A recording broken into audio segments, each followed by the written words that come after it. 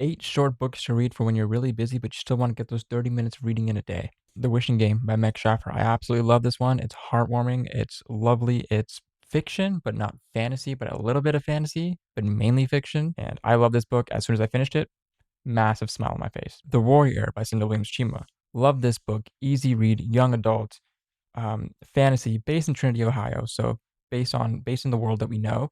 And I read this book back in high school, have reread it like three times since then, and I kid you not, I will open this book, will be transported back, and it'll basically calm me down and when I'm really busy, which I need sometimes. House on the Cerulean Sea covers some pretty great themes and topics in this book. Not too long, not too short either, and you can get through this within like a week just with some like consistent reading, and you'll be glad you did. I was glad that I did. This was a 5-star read the first year that I read this.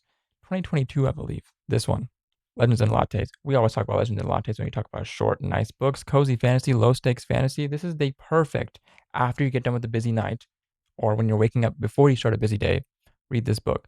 I kid you not, when I was reading this book was during busy season at work, and so I would take this to the office. When I was on my lunch break, I would just step away, eat my lunch, read this book, come back, was ready for the second half of the day. Hear me out. For my progressive fantasy guys, Unsold by Will White. Okay, this one will take you out of the world for a little bit, transport you to a new place, and then bring you back just in time for that meeting that you're dreading with your boss later. That you probably should have been using the reading time to prep for, but instead you were reading. But at least you won't be stressed because you have been reading this book. We gotta talk about Redwall. This book is so light. Oh my god. But anyways, we gotta talk about Redwall. Redwall's a great read. It's pretty short, pretty concise, to the point. It's part of a larger series of books, but you can just be content with reading Redwall. Read like 30 minutes to an hour a day of it, and it will probably be the best part of your day in a very busy week. Color of Dragons by R.A. Salvatore and Erica Lewis. This one's a standalone fantasy novel. Very chill, very easy read. Not the highest of stakes, but not the lowest of stakes, like a cozy fantasy.